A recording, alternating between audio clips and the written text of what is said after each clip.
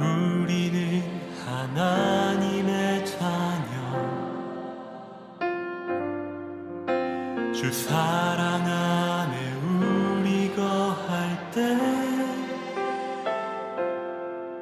주님 나를 사랑하신 것 같이 우리도 서로 사랑할 수 있네. 우리는 주의 몸 된 교회, 뭐든지 제가 하나 될 때 예수님의 마음을 닮아가며 고통과 즐거움 함께 나누네. 하나님 안에서 우리 서로 이어져 주가 거하실 성전이 되네. 모퉁이 돌 대신 예수와 하나 되게 하신 성령 안에 함께 지어져 가네.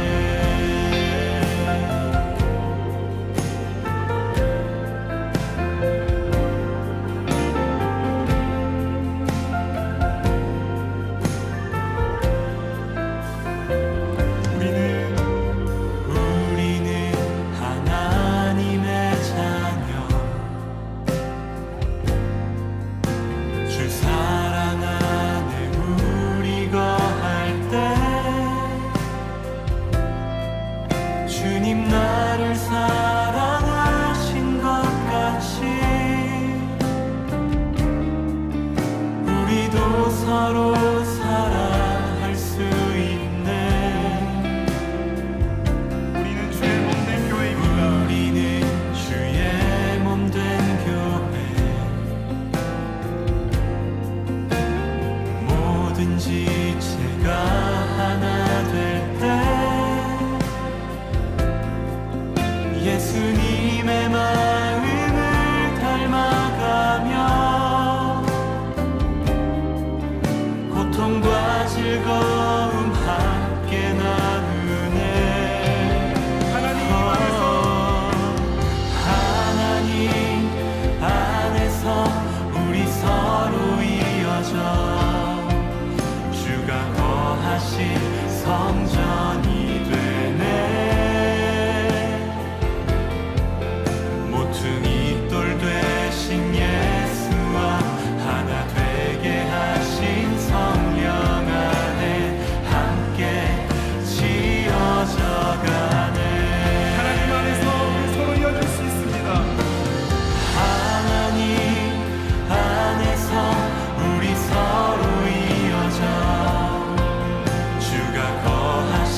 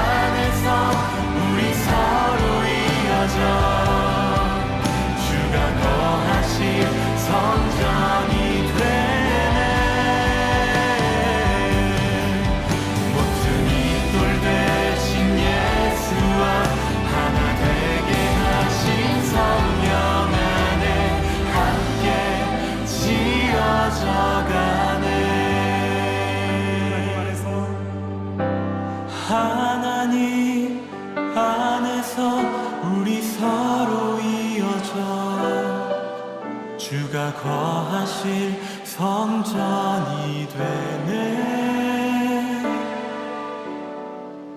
모퉁이 돌 되신 예수와 하나 되게 하신 성령 안에 함께 지어져 가네.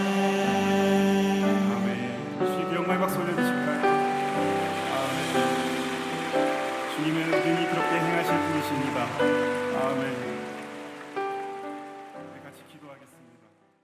누가복음 15장 21절부터 24절까지 말씀을 같이 우리가 읽었습니다. 누가복음 15장은 잃은 양 드라크마 탕자에 대한 비유예요. 이 말씀은 다 뭐를 말하려고 얘기했냐면 예수님에 대한 이야기를 하려고 이야기를 한 거예요. 잃은 양 드라크마 탕자, 다 예수님에 대한 이야기예요.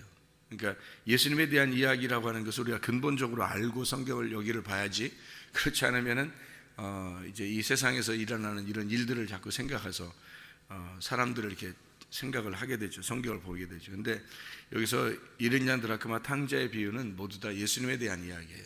그러니까 탕자도 예수님에 대한 이야기예요. 그러니까 요거를 근본적으로 우리 탕자 이런 얘기를 하려고 하는 게 아니고 예수님에 대한 이야기예요. 그래야 성경을 좀 이해할 수 있는데, 탕자가 돌아왔을 때 송아지를 잡아요. 그죠? 아버지가 송아지를 잡아요. 근데 이제 그 형이 뭐라 그러냐면, 자기를 위해서는 뭐 염소 새끼 하나도 잡지 않아주는데 왜 돌아온 그 탕자 동생이 돌아왔더니 이렇게 송아지를 이렇게 잡느냐, 이런 얘기도 하고 그랬거든요. 이 염소 새끼하고 이 송아지하고 의미가 있어요. 무슨 의미를 가지고 있냐면, 송아지는 소는 이제 언제 잡는 거냐면, 무슨 제사 때 잡냐면 화목제사 때, 화목제를 위해서 송아지를 잡고, 염소 새끼라고 하는 건 이제 속죄제 때문에 잡는 거거든요. 그러니까 이제 송아지라고 하는 건 화목제인데, 이 화목제라고 하는 건 쌍방간에 하나님과 우리가 죄를 다 용서받았을 때 잡아먹는 그런 제사예요. 송아지는. 그러니까 그 가슴과 우편 뒷다리는 우리 인간이 먹게 되고, 또 하나님은 기름과 피를 먹게 되는 그런 그 화목제 아시죠? 그죠? 이 화목제를 드릴 때 송아지를 잡게 되는 거거든요. 염소 새끼는 이제 언제 잡느냐면, 염소 새끼는 속죄제 때, 죄를 속할 때, 그때 이제 염소 새끼를 잡는 건데, 죄가 근본적으로 있다라고 하는 것을 전제할 때 염소 새끼를 잡는 거고요. 죄가 없다, 이제 죄가 끝났다, 그래서 우리 같이 먹자 할 때는 송아지를 잡는 거예요. 그러니까 이게 송아지를 잡을 때는 화목제, 염소 새끼 잡을 때는 속죄제, 이렇게 이야기하는 장면이거든요. 그러니까 근본적으로 지금 돌아온 탕자, 돌아온 아들이 돌아왔을 때는 지금 아버지가 어떤 생각을 갖고 있는 거예요? 죄가 없다는 것을 전제하고 잔치를 벌이는 거예요. 그러니까 이제 형 입장에서는 도저히 이해가 안 되는 거지, 이 말이 무슨 말인가를. 그죠? 형 입장에서는 이게 도저히 동생이 돌아왔는데 저건 분명히 죄 짓고 돌아왔는데 이해가 안 되는 거예요, 형 입장에서는. 그런데 하나님 입장, 주님 입장에서는 이 아들이 죄가 없다는 걸 전제하고 잔치를 벌이는 거란 말이에요. 그러니까 돌아온 탕자는 어떻게 된 거냐면, 나갔다가 자기가 죄인임을 깨닫고 돌아온 거잖아요. 그러니까 죄인임을 깨닫고 돌아온 거면 그때는 죄가 없는 거라는 거죠. 죄가 없는 거라는 거예요. 그런데 죄인임을 깨닫고 돌아오지 못해 그냥 가만히 거기 뭐 지금으로 말하면 예배드리고 교회에 있고 하나님을 잘 섬긴다고 하는 이런 사람들은 아직 죄가 있는 거예요. 그러니까 예수님께서 근본적으로 얘기하려고 하는 것은, 이게 그 바리새인들, 서기관들 뭐 이런 사람들에 대해서 지금 비유로 얘기하려고 하는 거거든요. 그 사람들은 자기가 하나님 잘 섬긴다고 생각을 했거든. 그런데 지금 근본적으로 그 사람들은 아직 죄가 있다는 거죠. 용서를 못 받았다는 거예요. 그런데 죄인임을 깨닫고 죄를 짓고 죄인임을 깨닫고 돌아온 이 아들은 죄가 없다는 얘기예요. 그래서 송아지를 잡은 겁니다. 그러니까 형을 위해서는, 형이 말하기를 나를 위해서는 속죄제 하나, 염소 새끼 하나 잡아주지 않더니 동생이 돌아오니까 송아지를 잡아줘요? 이렇게 하는 거죠. 그러니까 형 입장에서는 이해가 안 되는 거죠. 이게 화목제사에 드려지는 것인데, 다시 말하면 죄가 없는 것을 전제하고 죄가 다 용서된 걸 전제하고 드려지는 제사인데 그거를 잡아서 줍니까? 라고 항의를 한 거죠. 그러니까 죄 없다고 선포한 거예요, 아버지가. 그러니까 이제 형 입장에서는 이해가 안 되겠죠. 근데 아버지 입장에서는 나가서 죄인이 돼서 돌아와야 그 다음에 두 번째 만난 아들, 둘째 아들이 되어야, 그래야 죄가 없어지고 하나님과 예배가 성립된다, 화목제사가 성립된다는 것을 얘기하는 겁니다. 그러니까 하나님과의 어떤 그 교제, 진짜 예배를 드린다 그러면 두 번째 만남이 반드시 필요하다는 거죠. 성경에 전체적으로 다 두 번째 만남을 설명하는 거였더라고요. 제가 성경을 이렇게 보니까. 그래서 다른 분들이 성경을 이제 깨닫기가 참 어려운 게 저같이 이렇게 죄인이 돼서 죄를 그렇게 극도의 죄를 깨닫고 그리고 하나님 앞에 은혜를 받아서 이제 하나님 말씀을 이제 보고 그리고 이해를 하기 시작하면은요, 성경이 이게 보이죠. 이게 성경이 이게 이렇게 쓰여 있구나라는 게 이제 보이는데, 그런 것을 아직 못 깨달. 다시 말하면 이제 내가 그렇게 죄인인가? 내가 뭐 이 세상에서 내가 그렇게 진짜 극도의 죄인인가를 깨닫지 못하는 사람들은요, 이 성경이 잘 안 보이겠죠. 왜냐하면 성경이 다 극도의 죄인을 구원하기 위해서 쓴 책이거든요, 이게. 그러니까 그렇게 될 때만 이게 보이는 거거든요, 이 성경이. 그래서 여러분 생각해 보세요. 목사님들이라고 성경을 다 이제 깨닫겠어요? 그게 쉽지 않죠. 왜 그러냐면 목사님들이 뭐 맨 죄만 짓고 뭐 이러는 사람이 목사님 되고 싶고 그런 게 아니잖아요. 목사님 된다 그러면 어느 정도 이렇게 과거에 어떤 하나님께 헌신이 있었다든지, 어떤 과거에 하나님께 대한 어떤 그 열심이 있은 그런 어떤 이런 사람들이 신학 공부도 하고 목사도 되고 그러잖아요. 그러니까 자기를 크게 죄인이다, 내가 이 세상에서 가장 큰 죄인인가, 이런 느낌이 잘 못 받는다고요. 저도 옛날에는 그런 느낌이 그 정도는 못 느꼈단 말이에요, 제가 옛날에는. 그런데 어느 날 나도 모르게 막 죄의 그 소용돌이 속에 막 휘몰아쳐서 지내더니 어느 날 막 내가 도저히 헤어나올 수 없는 지경에 막 이르렀단 말이에요. 그러다가 하나님이 나 자신을 발견하게 하고 내가 이렇게 살아서는 안 된다라고 아버지 품에 내가 다시 돌아가야 되겠구나라는 것을 결심했을 때, 그때 주님이 나에게 네가 죄를 지은 것은 나를 몰랐기 때문이고 나를 믿지 않았기 때문이다 라는 것을 가르쳐 주셔서 제가 다시 성경을 이제 보기 시작하게 된 거죠. 다시 눈을 뜨게 된 거고, 성경을. 그러니까 그 과정을 전체 겪어보니까 이 성경이 두 번째 만남을 위한 책이었구나라는 것을 알게 된 거죠. 그러니까 성경이 이제 보이기 시작한 거고, 이게 두 개로 탁탁 나누어져서 이게 쫙 갈라져서 홍해바다 갈라지듯이 쫙 갈라져서 보이기 시작하는 거죠. 그러니까 이게 알게 되는 거죠. 그래서 성경에 보면은 그 묵은 포도주가 있고 새 포도주가 있죠. 묵은 포도주를 사람들이 맛있다고 그래요? 새 포도주를 맛있다고 그래요? 묵은 포도주를 더 맛있다고 그래요. 왜냐하면 그게 묵었기 때문에 그렇습니다. 묵은 포도주니까 더 맛이 좋다 이렇게 말하거든요. 근데 그 묵은 포도주가 더 취하는 거죠, 새 포도주보다. 그죠? 근데 묵은 포도주가 성경에서 그럼 묵은 포도주를 더 좋다고 그래요? 안 그렇거든요. 새 포도주가 더 좋은 거거든요. 근데 묵은 포도주를 사람들이 마시고 더 좋다고 생각한다는 거예요. 그럼 묵은 포도주와 새 포도주가 왜 나오는 거예요? 묵은 포도주는 첫째 아들이에요. 새 포도주는 둘째 아들이라고요. 그러니까 이 묵은 포도주와 새 포도주가 두 개가 있는 게 아니라고요, 이게. 묵은 포도주가 새 포도주가 될 때, 이렇게. 그래서 새 포도주는 어디서 마시는 거냐면 하늘나라에서 마시는 거예요. 새 포도주고요. 이 땅에서 마시는 거는 묵은 포도주인 거예요. 그래서 땅에서는 묵은 포도주가 더 맛있는 거고요.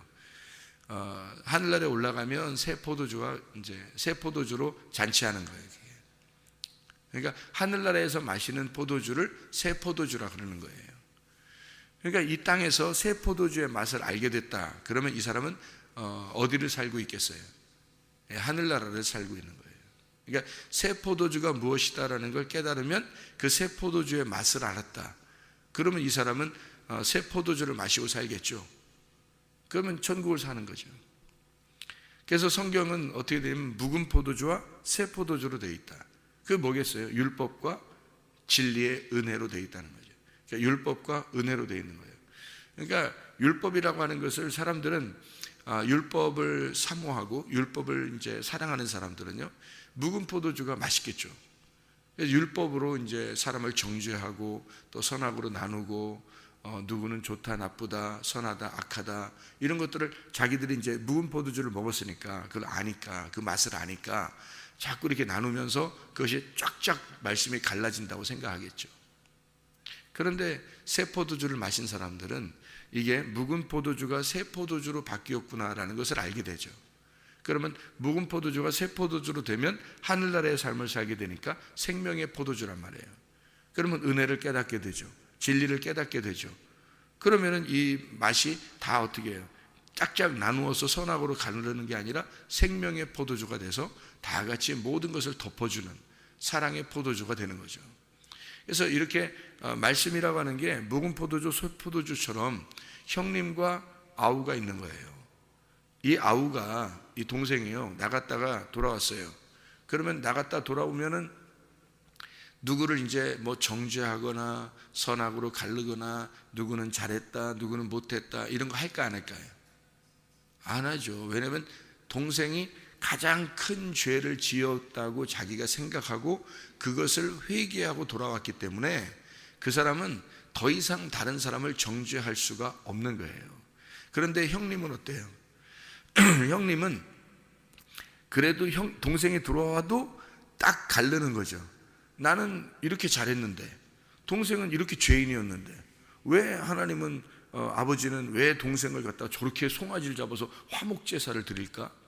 왜 저렇게 예배를 하나님이 받아주실까? 이렇게 되는 거죠. 저런 동생의 예배를 왜 받아주실까? 이러는 거죠. 그런데 동생 입장에서는 너무 죄인이었기 때문에 돌아와서는 다른 사람을 아무도 정죄하지 않죠. 자기만큼 죄인이 없었으니까. 이렇게 되는 거죠.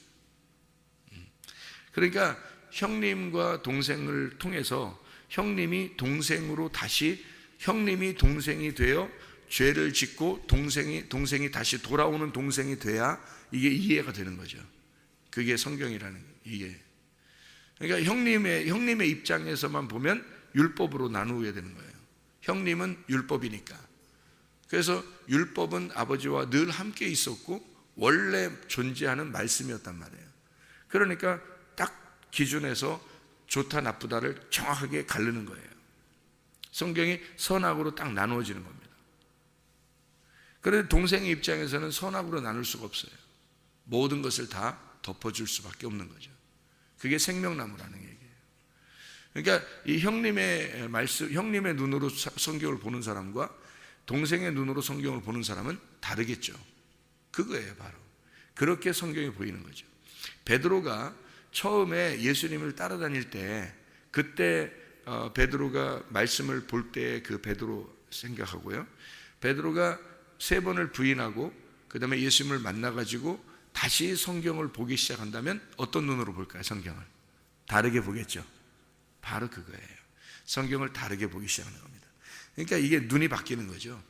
똑같은 나무인데, 똑같은 성경인데, 똑같은 나무인데 이게 옛날에는 선악나무로 보였는데 지금은 생명나무로 보이기 시작한다는 거죠. 이게 눈이 바뀐 거예요. 말씀은 똑같은 말씀인데 옛날에는 율법의 눈으로 보였는데 지금은 은혜의 눈으로 보이기 시작한다는 거죠. 이게 바뀌기 시작하는 겁니다. 눈이 바뀌기 시작하는 거예요. 여러분에게 그거를 가르쳐 주기 위해서 주님은 이게 이제 진리가 무엇이다. 이게 지금 형님이 뭐고 동생이 뭐다. 잃어버린 아들에 대한 이야기를 여러분에게 예수님이 이제 설명을 해주는 거죠.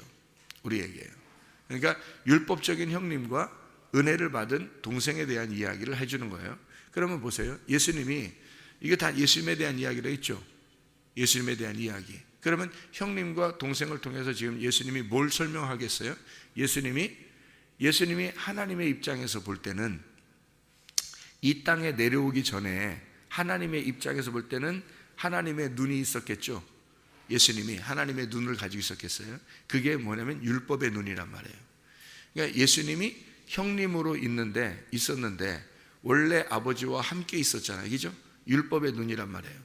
율법의 눈을 가지고 있으면 이 땅에 내려오지 않고서는요, 이 땅의 사람들을 다 정죄할 수밖에 없어요. 그죠? 율법의 눈으로 보면 이 땅의 사람들 다 심판할 수밖에 없죠. 하나님의 눈으로 보면, 형님의 눈으로 보면 그렇죠. 근데 이 형님의 눈으로 보는 이 예수님이 이 땅에 내려왔어요. 내려오면은 벌써 지금 어디로 온 거예요? 아버지의 집에서 이 세상에 창기들과 함께 놀아버리는 이 땅에 내려오신 거예요. 그죠? 이 땅에 내려오면 뭐가 된 거예요? 탕자가 된 거예요. 이해가 되겠어요? 예수님이 하나님 아버지와 함께 있을 때는 형님이었는데 이 땅에 내려오니까 탕자인 동생이 되어버렸단 말이에요. 이해가 돼요? 인간들의 입장에서 같이 그들과 이 인간들과 함께 놀아나는 동생이 되었다고요. 탕자. 자, 우리는 이게 그러니까 형과 동생을 통해서 이 돌아온 탕자 얘기하면 우리는 예수를 잘 믿는 사람인데 그러다가 죄를 짓는 사람이었다가 다시 돌아오는 우리들 자꾸 사람들을 생각하죠. 근데 그게 아니라 잘 생각해 봐요. 형님의 눈으로 보는 이 말씀과 다시 동생으로 와서 보는 성경의 눈을 보는 거하고 틀리겠죠. 예수님이란 말이에요. 예수님에 대한 이야기니까. 그래서 하나님 아버지와 함께 있다가 이 땅에 내려왔어요. 내려온 것은 창기와 함께. 창기들이 뭐예요? 죄인들이에요. 죄인들과 함께 먹어버리는, 죄인들과 함께 자기를 다 허비해버리는 그런 탕자가 되었다. 예수님이 그러셨죠. 그렇게 돌아와서 탕자처럼 있다가 그 죄인의 입장에서 죽어 그리고 다시 올라가게 되면 어떤 눈으로 예수님이 가지고 있겠어요? 아버지의 품에서. 돌아온 탕자의 눈으로, 그 은혜 받은 눈으로 인간을 본단 말이에요. 그러면 무슨 마음으로 보겠어요? 정말 사랑의 눈으로 보는 거죠. 진짜 하나님의 완성된 사랑의 눈으로 보기 시작하는 거예요. 그래서 종으로 있느냐 아들로 있느냐라고 하는 거죠. 종으로 있다는 것은 뭐가 종이냐면 성경에서의 종은 뭘 의미하는 거냐면 율법을 의미해요. 아들은 은혜, 진리를 의미하는 거고요. 성경에서 종은 누구를 의미하는 거냐면 모세를 의미해요. 그러니까 모세는 하나님의 종으로 섬긴 자예요. 모세가 뭘 받았어요? 율법을 받았죠. 근데 하나님의 아들은요, 종이 아니라 아들로서 내려오신 거예요. 그러니까 이게 종이 아니라 아들이 되는 거죠. 그러니까 모세는 종으로서 율법을 충실한 사람, 그런 종으로서의 충실한 종이었고, 아들은 하나님 아버지의 충실한 아들이었단 말이에요. 그러니까 종인 율법에서 아들인 진리로 바뀌는 거란 말이에요. 이게 구약과 신약입니다. 묵은 포도주에서 새 포도주로 바뀌는 거예요. 이게 성경이라고요. 그러니까 반드시 어떻게 돼야 돼요? 돌아온 탕자가 돼야 되는 거예요. 그래야 주님을 만나는 겁니다, 여러분. 그런데 자기들이 돌아온 탕자가 되는 게 어떤 사람만 돌아온 탕자가 돼요? 자기가 죄인임을 깨달아야지만이 돌아온 탕자가 되는데 자기가 다른 사람보다 그렇게 많이 죄진 것 같지는 않거든. 그렇죠? 자기가 다른 사람보다 그렇게 많이 죄진 것 같지는 않아 보인단 말이에요. 그러면 여전히 형님으로 사는 거예요, 여러분. 그게 율법의 눈으로 사는 거예요. 그러면 희망이 없어요. 희망이. 돌아온 탕자가 돼야 희망이 있는데 인간들은 다 돌아온 탕자들이 돼야 되거든요. 다 탕자예요. 근데 돌아오는 온 탕자가 돼야지 구원받은 건데 다 무조건 탕자야. 무조건 창녀고 무조건 우상 숭배자들이에요. 근데 자기들이 그런 자임을 깨닫지 못하는 거예요. 그거를 이제 진짜 죄진 사람만 깨닫는 거예요. 죄졌다고 인정된 사람, 자기가 죄를 져본 사람만 인정하는 거죠. 그게. 그렇지 않은 사람은 인정을 못하니까 성경이 보이나요? 안 보이죠. 이게 열리질 않는 거예요. 이게 눈이 안 열리는 거예요. 하늘문이 안 열리는 거예요. 한마디로. 그러면 이게 하늘문이 열려야 덮개가 벗어지고 그래야 그걸 진리라고 그러는데, 진리를 깨달아야, 하늘나라는 진리의 나라인데 이 땅은 거짓의 나라고. 그러니까 우리는 이 진리가 열리지 않으면 거짓의 나라에서 사는 거예요. 땅에서 존재, 그러니까 땅에 늘 그립죠. 땅에 있는 것이 늘 그립고, 자기는 안 그래야지, 말씀 들어보면 아닌데, 그래서 내가 말씀 들으니까 이거 땅의 사람으로 내가 살면 안 되는데 하는데 땅의 사람으로 살고 있어요. 하늘에 속한 사람이 돼야 되는데 자기는 그렇지 않게 하고 싶은데 이상하게 땅의 사람으로 살고 있다고요. 자기도 모르게 계속. 왜냐하면 하늘에 속한 사람으로 안 되니까 그러는 거죠. 하늘에 속한 사람이 되면 땅에 속한 사람으로 살으라고 해도 안 살아요. 그렇겠죠? 돌아온 탕자 입장에서는 다시 탕자가 되라고 해도 못하는 거죠. 아버지의 품에 다시 돌아왔으니까 더 이상 안 되는 거예요. 형님은 어떻게 해요? 형님은 탕자가 돼야 되죠. 탕자가 돼야 돼요. 나가서 다시 탕자가 돼서 돌아와 봐야 이 동생의 마음을 이해하는 거예요. 아버지의 마음을 그렇게 돼서야 이해를 해야죠. 이해 못하죠. 다시. 모세의 종으로서 충성했던 모세는 예수님의 마음을 이해를 못하죠. 근데 예수님은 모세의 마음을 이해한단 말이에요. 그러니까 구약은 신약을 이해 못해도 신약은 구약을 이해하는 거예요. 그래서 뭐가 이게 다 풀리는 거, 이 옷이 이게 이 베일이 다 이렇게 벗겨지는, 이게 눈이 가리워졌던 게 벗겨지는 건 누구를 만나야 벗겨져요? 예수, 신약을 만나야 구약이 벗겨지는 거예요. 바울이 구약만 알고 있었죠. 사도 바울이 구약만 알고 있었는데 예수님을 딱 만나니까 신약을 알게 된 거예요. 예수님을 딱 만나니까. 그러니까 구약이 풀리기 시작하는 거예요.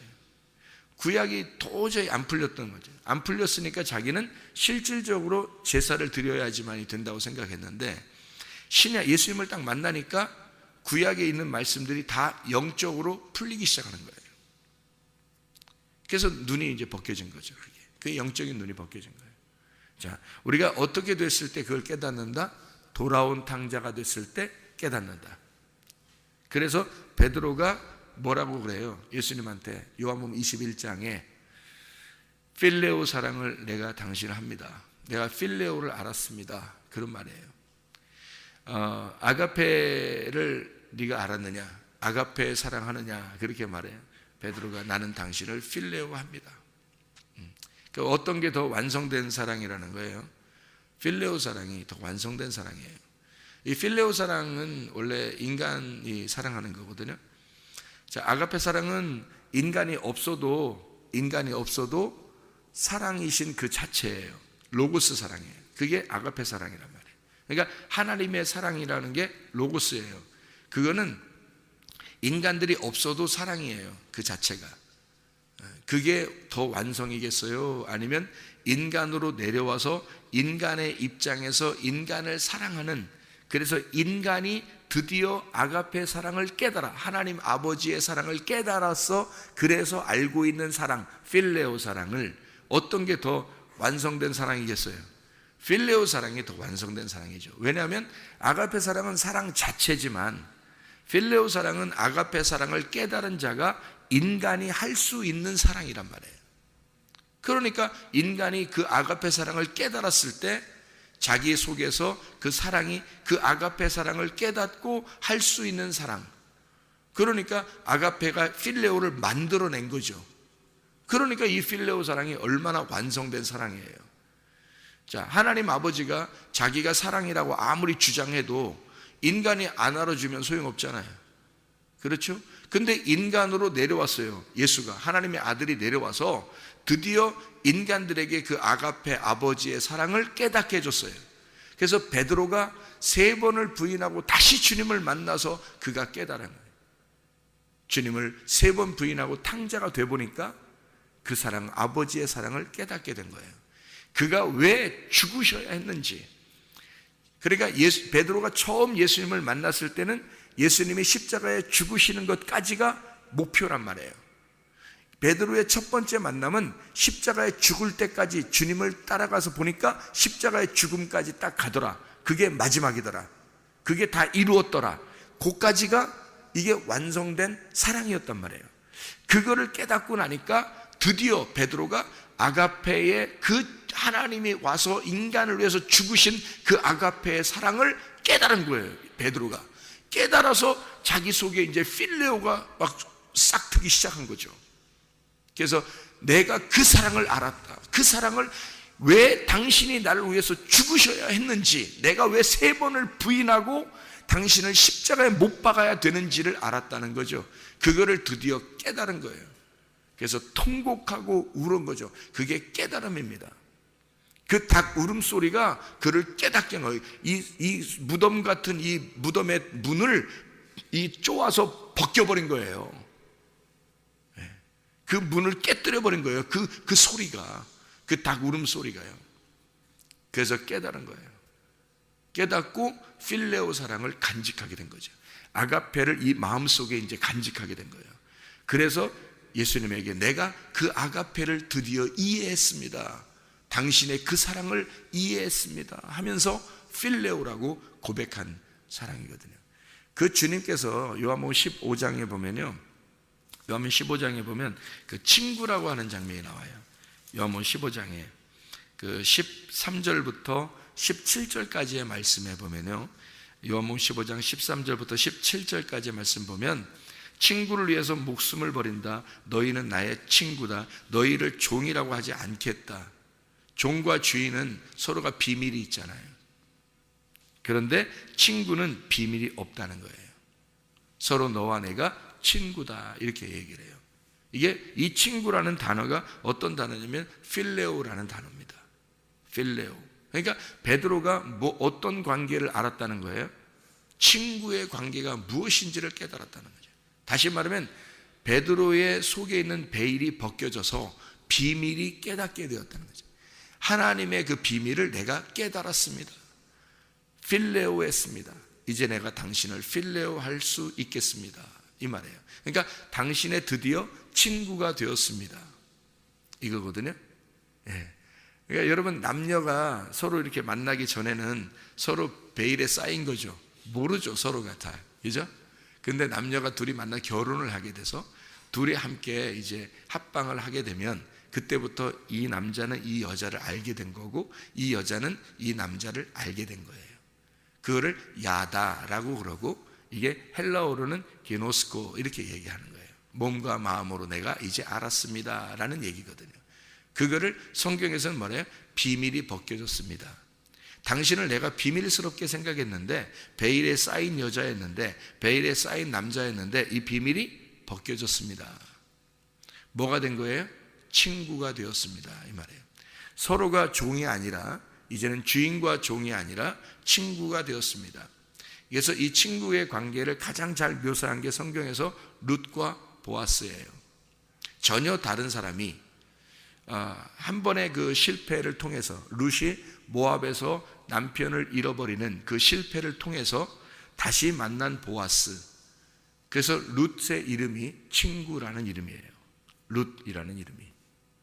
그러니까 룻기서는 친구의 관계가 부부의 관계라는 것을 정확하게 설명해 주는 그런 과정을 설명해 주는 게 룻기서예요. 그러니까 부부가 가장 좋은 친구인 거죠. 가장 좋은 필레오인 거예요. 그러니까 다른 어떠한 사람보다 부부 관계가 되면 그 부부, 신랑과 신부가 서로 비밀이 없고 다른 사람에게 얘기 못하는 것도 신랑과 신부는 얘기하고 그러죠. 서로가 비밀이 없는 거죠. 이게 친구예요. 가장 좋은 친구죠. 친구들이 많죠. 남자들도 친구들이 많고 아내도 여자도 친구들이 많겠죠. 근데 가장 좋은 친구가 누구겠어요? 남편과 아내예요. 신랑과 신부라고요. 이게 필레오란 말이에요. 필레오 관계라고요. 룻과 보아스의 관계란 말입니다. 예수님과 교회의 관계가 그런 관계라고요. 그러니까 진짜 교회가 되려면, 진짜 주님의 신부가 되면요, 주님이라는 그 비밀이 벗겨져야 되는 겁니다. 그렇게 벗겨지려면 둘이 동침을 해야 되는 거죠. 그래서 그 말은 하나님의 말씀이라는 그 아들을 내가 동침함으로써 친구가 돼서 비밀이 사라지는 거, 그게 친구 관계, 필레오라는 겁니다. 베드로가 그 필레오의 관계를 깨달았다는 거죠. 아가페의 사랑을 드디어 내가 비밀이 벗겨짐으로 그 아가페의 사랑을 내가 깨달았습니다. 필레오가 되었습니다. 이런 얘기를 베드로가 고백한 것은 두 번째 만남을 통해서예요. 돌아온 탕자도 어떻게 아버지를 두 번째 만났을 때 나갔다가 철저한 죄인이 되어서 다시 돌아와 아버지의 마음을 깨달았을 때는 이 두 번째 만남이 베일이 벗겨져 아버지의 마음을 드디어 알게 되고 아버지의 마음이 된 것입니다. 아버지의 마음이 되어서 살아가는 두 번째 아들과 첫 번째 아들은 전혀 다른 거죠. 여러분은 첫 번째 아들로 아직 살아가고 있습니까? 아직 두 번째 아들로 살아가기를 소원합니까?